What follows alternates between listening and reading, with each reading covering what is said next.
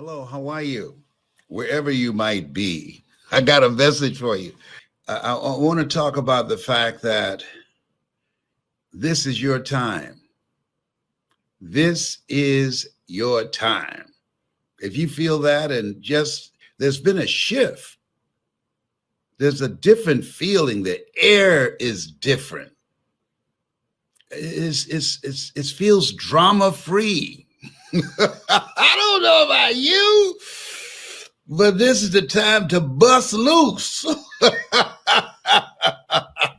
I got some stuff to do. You know what? In the last few days, the first time in a long time, I had to get up and say, "What did he do today?" Let me tell you something. This is your time. I was thinking about something that grabbed me, and I want to talk to you about this. It says sometimes you never know the value of a moment until it becomes a memory. I want you to think about that. Sometimes you don't know the value of a moment until it becomes a memory. We're living at a very special time. If you can hear me, this is the best day of your life. This is the best day of your life. We've accomplished some stuff. We've gone through some stuff. You're still here. You showed up. Don't make light of that. We've gone through some stuff. And it's not over yet, but sometimes you just need to take a sigh of relief and say, "Thank you, Lord. Look at God."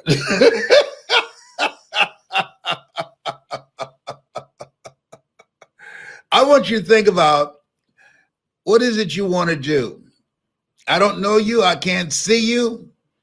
But this is not for everybody. This is for those of you that can hear me in your heart.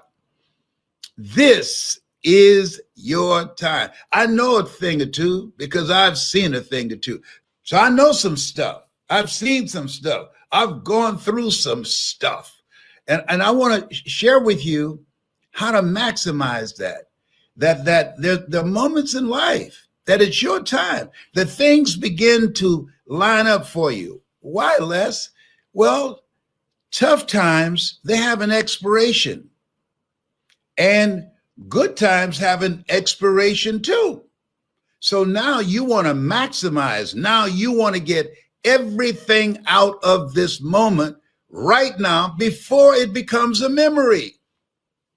This is the time you need to make your move. This is the time you want to first work on your mind, because everything comes out of the mind. Don't focus on your bills and all the other stuff that's been going on in your life right now. I want you to pull your life back. I want you to pull your mind back. I want you to focus on, and I want you to feel, and I want you to visualize seeing yourself drama-free and living life on your terms. Listen to me. This is your time. Listen to me. This is your time. People ask you, "How you doing?" You know what I want you to say? "It's the best day of my life." I got that from Orrin Hudson. He teach young people how to become strategic thinkers. He teach people, and adults as well as young people, how to play chess. Whenever I call him, he said, "It's the best day of my life." And it is. You're here to do the greater work. Don't underestimate yourself. You're here to do the greater work. There's some more stuff in you, and you have some more time to do it. And so I want you, and don't argue with me, I want you to suspend your disbelief right now. Suspend your disbelief right now. Just put it aside right now. I'm not asking you to believe me, but I'm requesting that you put it aside right now. This is your time. Don't argue. This is your time. I want you to think about what you want and how you would feel once you achieve that. If it's achieving a certain goal that you have in mind, if it's being financially free, if it's having a relationship that's meaningful, that's loving, that's honest, and that you can really be real and transparent together and and enjoy life together. I want you to think about doing a work that you feel that's the calling for you, and that you go to bed thinking about it. You wake up looking forward to doing it. I want you to think about that. I want you to think about doing something for someone that you love, and the joy that you will get out of sharing some experiences with that person that you love, or somebody that has done something special for you, and you want to say thank you to them in a special kind of way. And I want to say to you, this is your time to do it. Are you serious? Yes, absolutely. Everything has lined up for you, for us. I mean, sometimes when you fight so hard for something and you accomplish it, after a few days, you forget about it and you go back to sleep. The young folks say, stay woke. There's a value in staying woke. This is your time to make your move. Don't settle. This is no time to settle. I mean, they have people, I'm not making this up, they have people signing contracts that if they get sick on their job, they get the coronavirus or whatever, they can't sue. Well, to me, that is permission to take a chance on you. I'm not dying to work for nobody. No, don't underestimate yourself. You have the ability to create. When I look at my life and look at how I got here by a lot of mistakes. I remember this lady, she had a press conference and they asked her, how did you become so successful at doing the work that you do and being the CEO of this company? And she said, by making a lot of right decisions. And then the reporter said, well, how did you know how to do that? And she said, by making a lot of wrong decisions. Think about that. See, if you throw enough rice on the wall, some of it's going to stick. I'm one of those people, ready, fire, aim. I'm Aquarius, you know? So I just decided to take a chance on me. I decided this is my time. I don't have to settle for this. I don't have to go to this job and get a headache thinking about it. I'm going to bet on me. I'm going to do something that's me. I was in a relationship and I called the guy that I was working for stupid. And the lady that I was with at that time, she said, if he's stupid, why is he signing your paycheck? You see why I left her? And I couldn't sleep that night. I said, if he is stupid and he's signing my paycheck, what does that make me? So I said, no, this is my time to do something that's me, to bet on me. I'm tired of being fired. Mary White said, in life, when you don't have enough courage or insight to know that you've outgrown a situation and it's time to move on, life will move on you. I was reading something, and it's a book called From Worrier to Warrior, from worrying about things to being a warrior. And one of the things that it says that whatever God does, it's best. And now, in the physical realm, as we see things, we might not agree with that. But on the invisible realm, it's best. We've all had some experiences, and we, at the time, it looked real tragic, real bad. And then sometime later, you look back and you say, you know what? I'm glad that happened. And so right now, I want you to know, and what I want to share with you, one, I want you to believe everything in you and walk you through a process right now that I've tried, tested, and proven. I want you to have a mindset. This is your time.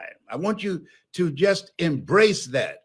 Thou shalt decree a thing, and it shall be established unto you.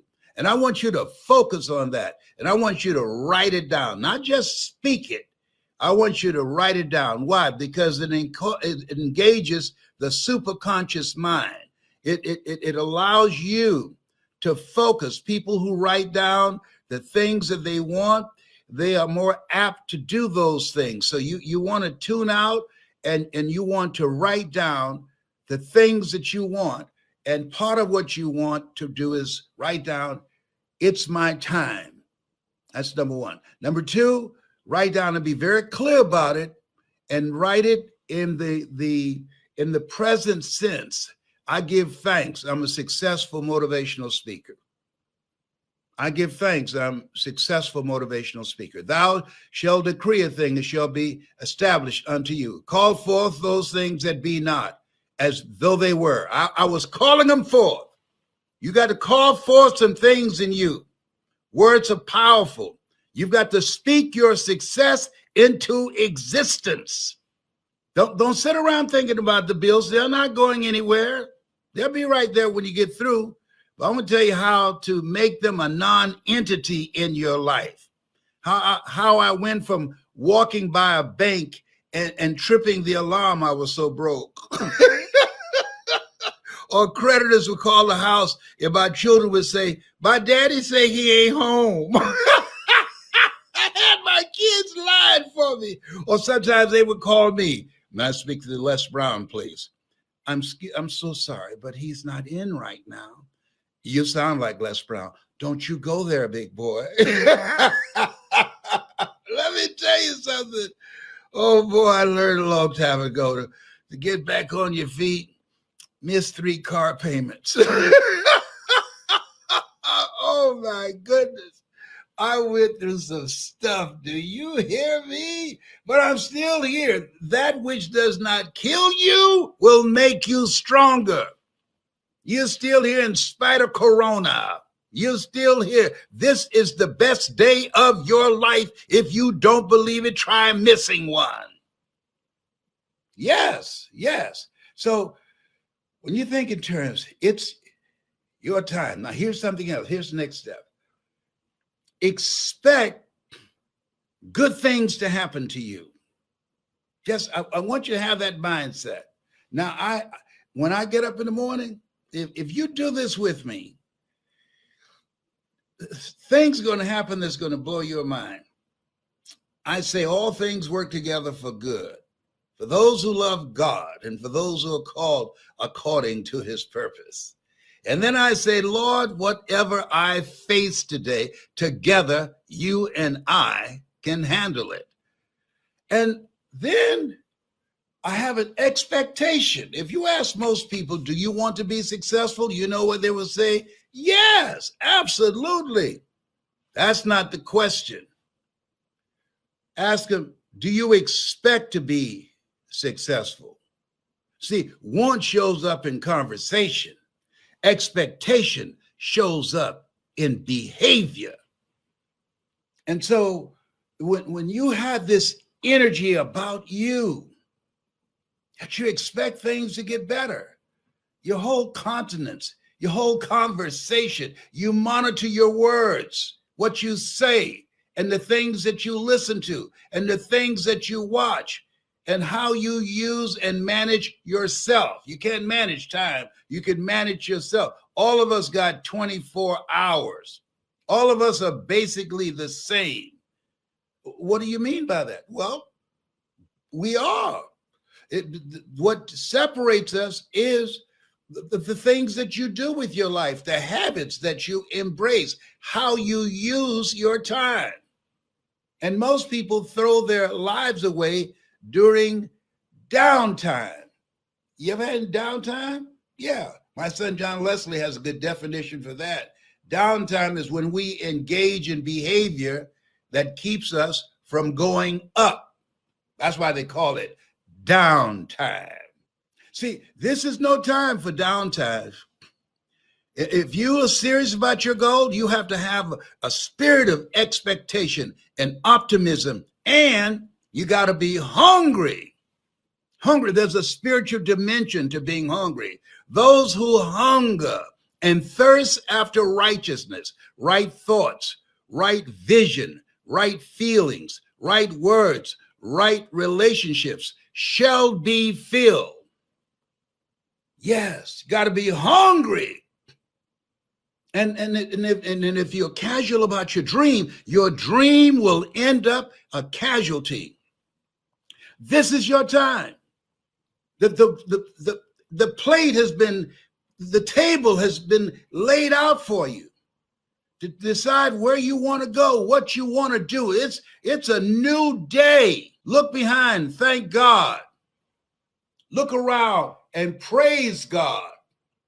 Go within and seek God. And look ahead and allow God to order your steps. This is your time. I'm saying that. I'm saying that constantly to myself after coming from the Cancer Centers of America, Mr. Brown. We see something here. We need you to come back. No problem. I'll be back. Want you doing MRI? Okay, I don't like that, but I'll be back. They said, we really like his attitude. Yeah, you know why I have an upbeat attitude? I want you to write this down. Things are going to work out for me. When you believe and know that this is your time, you have a mindset, things are going to work out for me in spite of your failures. Even if you don't have two dimes to rub together, you want to have the mindset, things are going to work out for you. My son, John Leslie, somebody stole his car. And I said, whoa, man, that's great. He said, why? I said, what year was it? 2008. I said, you know what? The universe is saying you need a 2021. Yes. He said, you know, I just cleaned the car out. I took my computer out and all types of things I had in the car. I took them out as if something at a higher level say, you need to clean this car out right now because somebody coming to get it. The universe is saying, you don't need this anymore. That's below you. It's time for you to get something better. Hello, it's your time. And your blessings show up in different kinds of ways that you cannot begin to imagine. Eye has not seen, ear has not heard, nor has entered the heart of mankind. If you are just dogmatic that this is my time, good things are supposed to happen to me. You know what most people say? And I made the mistake of doing this at some crucial times in my life when God was blessing me and I said, this is too good to be true. Something is bound to happen. And it did. I spoke death on my own dream. I'm not proud of that. Sometimes I get angry, want to kick my own behind. So you got to watch your words. And you know what you got to monitor your words, what you listen to, who you have around you, and you have got to focus your mind and think only, write down things, put pictures up to remind you, and so that you live your life in such a way that your future self will say, thank you for doing that. I am so glad you got tired of living a small life. Thank you so much for creating an opening so that we can get together. Come on, now, I'm telling you, listen. When you think, listen to me, Linda, listen to me. I do this.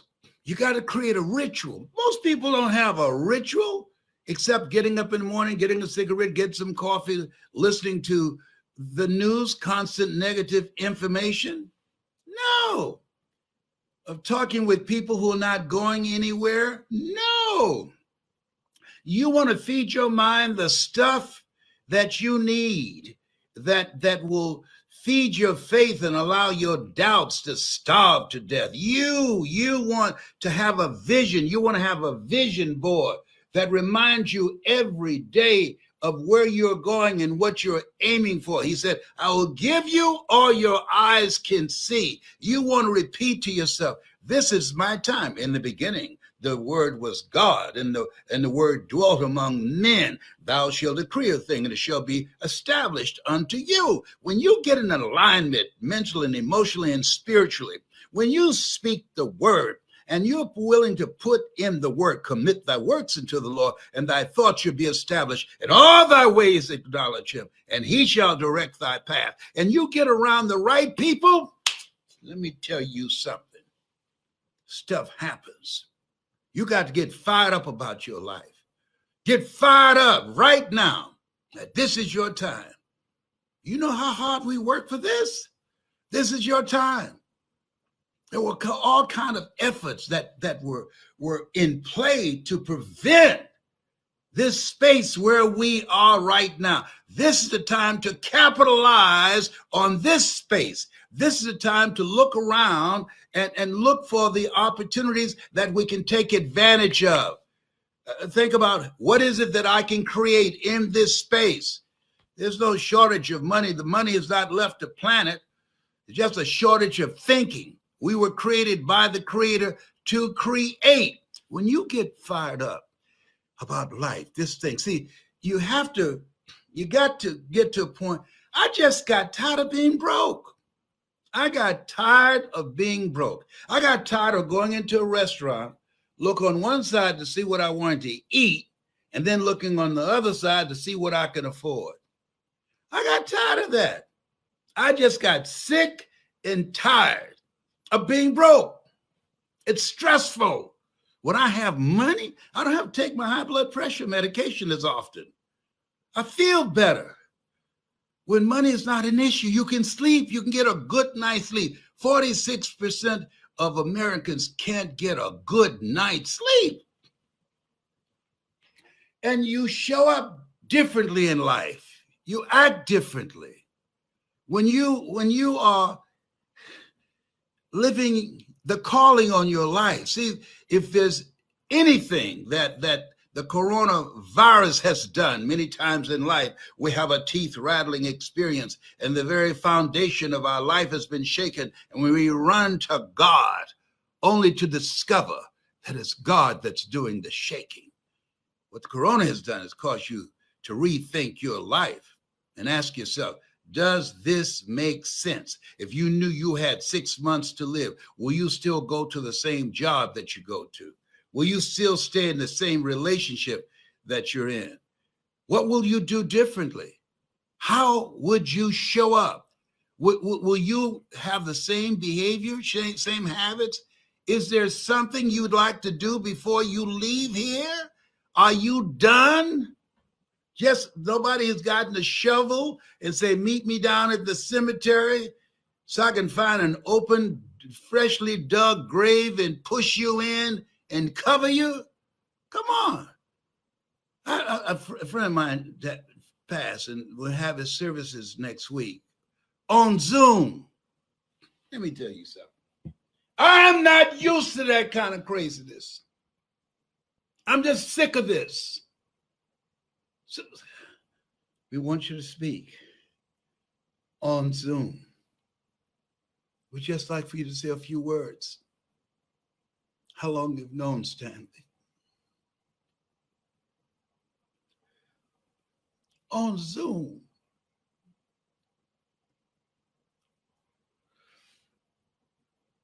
Don't tell me this is the new normal. There's nothing normal about that. The only thing that disturbed me, I'm not driven by fear. When I was at Cancer Centers of America, I said, Lord, let this mess be over. So if this is a challenging experience, my children can visit me. And I can see more than their eyes, and my grandchildren, and come be around me. So I'm eating a lot of rabbit food. Let me tell you, I don't want to see another piece of spinach, but I'll eat it. I'll be good. I feel like a silly wabbit. As Dwight Pleasure, he calls me a silly wabbit. But let me tell you, this thing called life, it ain't one thing, it's another. Dimples was right. But this is a strange land. There's some fallout from this. They're about to do a special about what happened in China and the impact it had from touch deprivation and people being locked down. And so you have to have ways in which you can work with yourself and you can work with other family members and you can compensate for what has been taken away. But let me tell you what has not been taken away. Our ability to choose and to maximize the moment and to do what we can with what we have and never be satisfied, being creative, creating collaborative, achievement-driven, supportive relationships, and living until we die, not die before we leave here and still breathing, and nobody don't even know you exist because your life is so inconsequential. You get in the morning, if this is your time, that life is on your side, you have to have that mindset. And you want to be around other people that have that mindset. You don't want to be around people that just monitoring the numbers of the people who've died from the coronavirus. No, and my heart goes out to the family members and people who've lost family members and friends. But you want to ask, Lord, what is it that you want me to do with the time that I have left? I know you have me here for some reason. Now's the time to pursue your calling. A job is what you work for. A calling is what you are made for. And you want to search until you find that which resonates with you and give yourself that. A man, when he wants to gain his life, he must lose his life. Find something that you can lose yourself in, something that you can do 24/7, something that you love so much that you do it for nothing, but you do it so well that people will pay you to do it. That's how I got into speaking. That's how I was fired up. I saw people on stage didn't look like me, and I said, you know what? I'm going up in there. They said, your gift will make room for you. Well, I didn't rely on my gift to make room for me. I made room for myself. I built my career on rejection and doors being closed in my face. And showing up and say, you ain't Lesbrown, the band of renown. No, I'm not. Oh, I'm sorry, but we made a mistake. Bye. See you. Wouldn't want to be you. One time they met me at the airport with a wheelchair. I said, who is this for? Aren't you Lesbrown, the band leader? No. We thought you were his attendant. What do you mean? You the person who pushed his wheelchair. No, I'm Les Brown. Mamie Brown's baby boy, the motivator. Get on my last nerve. Sometimes I talk to myself. Can you tell that? I talk to myself. Kids say, anybody in there with you? No, me and the Lord. That's who's in here. Sometimes you have to have a good talk with yourself. I'm telling you, and to snap out of it. Snap out of it. There's more for you to do. You are here to do the greater work. Claim your stuff. Rob the cemetery of your genius, of your dreams, of your talent. Build a legacy. This is why I have my children up here. Because we should be living a legacy so we can build a legacy. You can't build a legacy if you're not living it. I'm living a life so that I can leave something for my children and for my children's children. And the only reason you're listening to me, this is not for the masses. This is for you. This is for the 1%ers. The only reason that you're listening to me is because what I'm saying is in you.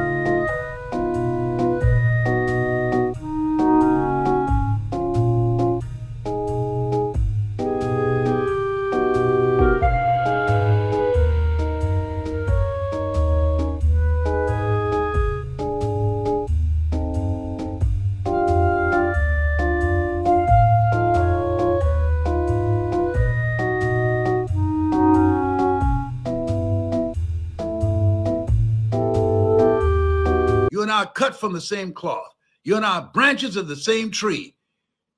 You know what it is to be on a job that you know it's not you. And you say, I need to do something. And you've been putting it off. And you look around, it's been 30 years. Whoa, what happened? No. Life is talking to us right now. I believe this corona thing, it's a God moment. And the fact that we're still here, we're still breathing, we still got a pulse, you're not taking a dirt nap, that says it's your time to do the greater work. And I'm looking for those who would like to join me. I'm looking for those who've got a story. I'm looking for people who are hungry for success. I'm looking for people who are hungry to speak. I'm looking for people who are hungry to tell their story. I'm looking for people who are hungry to live full and die empty. I'm looking for people who just don't want to settle anymore and say, there's got to be more. And I'm saying to you, it is. You are right. You are absolutely right. There is more. I'm not going to die living some small life.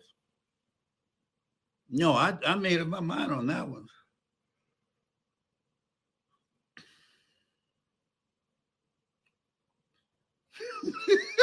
He's fired up today. Yes, he is. Tyrone, what'd you do to him? That's my squirrel friend, Tyrone. He's outside the window looking at me right now. He's a little nervous for me right now. I'm looking for some people that are hungry, that want to be coached by me. Give me 90 days, 90 days with your voice, with your story, with your dream. I know a thing or two. I've seen a thing or two. I'm here because of God's grace and mercy. If you can hear me in your heart, give me 90 days. 90 days. That's all. I was born to speak. I was made to speak, to help people, to bring out their best. And I'm still here. I should have been gone a long time ago. Been dealing with 4th stage cancer for years. And doctors say, hey, Alfred Golson, Dr. Alfred Golson, Howard University. He said, I don't tell my patients they're terminally ill, Mr. Brown. I say that my abilities, my talents, and skills have terminated. I determine the diagnosis. You and God determine the prognosis. If you are hungry, what do you mean by hungry? People that are hungry are relentless. People that are hungry are willing to learn. Now, if you're not willing to learn, I can't help you. Nobody can help you. But if you're willing to learn, I can show you how to do it. If you're willing to learn, I can show you how to be unstoppable. Nobody will be able to stop you. I made it against all odds, no college training. I made it with the complexion of rejection. They laughed at me, said, look at it. Who do you think is going to hire him to speak? He doesn't understand. See, I I, I remember something that Dexter Yeager said. He said, if the dream is big enough, the odds don't matter. I didn't care anything about the odds. People say, boy, you've gone through so much to be successful. I was oblivious of what I was going through. I didn't take time to do an assessment and say, oh, this is bad and that's bad and that's bad. Keep thine eyes single. When you're looking all around and running scared, God has not given us a spirit of fear, but a spirit of power and of love and of sound mind. Keep thine eyes single. I kept looking at where I was going. I had a vision of what I wanted to achieve. I saw it already accomplished, and I didn't worry about how I was going to do it. How was none of my business. Lean not unto thine own understanding, and all thy ways acknowledge him, and he shall direct your path. Don't you mess with me. I've been eating hot pepper on a fork today.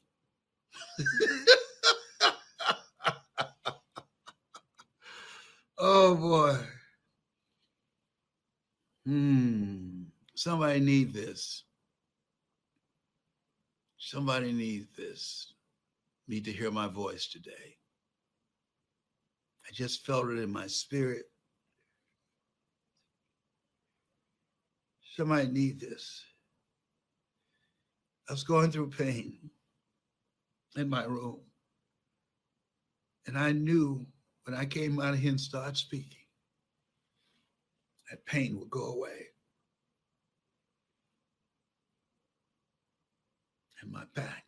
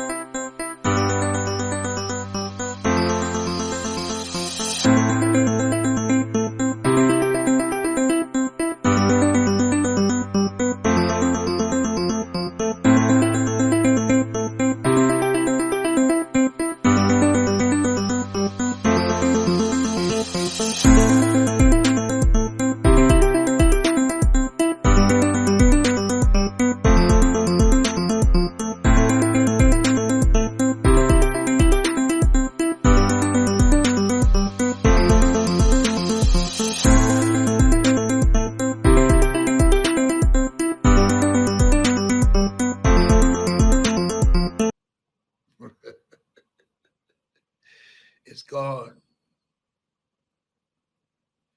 because I'm doing what I'm supposed to do. I told my kids if they want to really know when they say I have kicked the bucket, slip in the funeral home and put a microphone in my hand. If I don't grab and say, you got to be hungry, they say, I think he's gone. And I know if I did sit up and say, you got to be hungry, they would bust out of there. They'll jump out windows, everything getting out of there. Oh, boy. Oh, my goodness.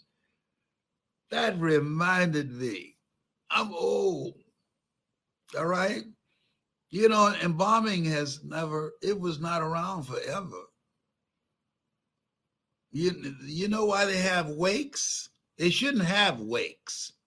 How do you spell wake? W-A-K-E. What do people do at a wake? They come and watch the body. Isn't that interesting? No.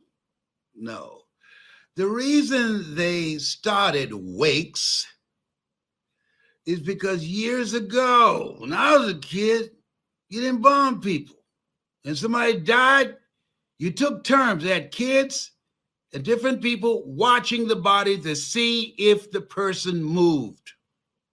And somebody would take a needle and stick it under their fingernails, the nerve endings, open up the eyes, see if anything blinking in there. See any breathing going on up in there? Why? Because sometimes people used to wake up. I'm not making this up. Talk to your grandparents. But after embalming came along, ain't nobody waking up. But we still do wakes out of habit. So they had me watching Miss Henry. Miss Henry was supposed to be dead. So they had me watch, I don't know how old, about 7 or 8. And I heard Miss Henry say, "Oh, hi, Leslie." Oh, Lord, my God.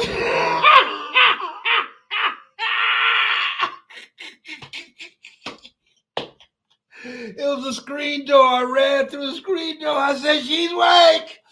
She's awake."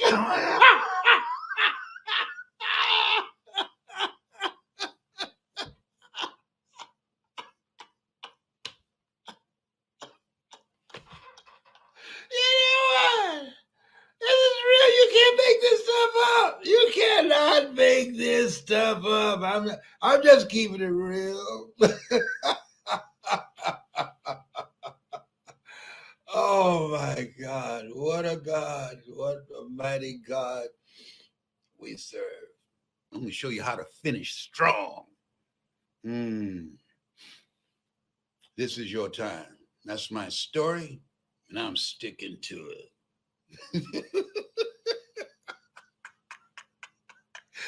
Bye for now. Oh my goodness. I enjoyed myself so much. Oh, yes, I do. You make me randy.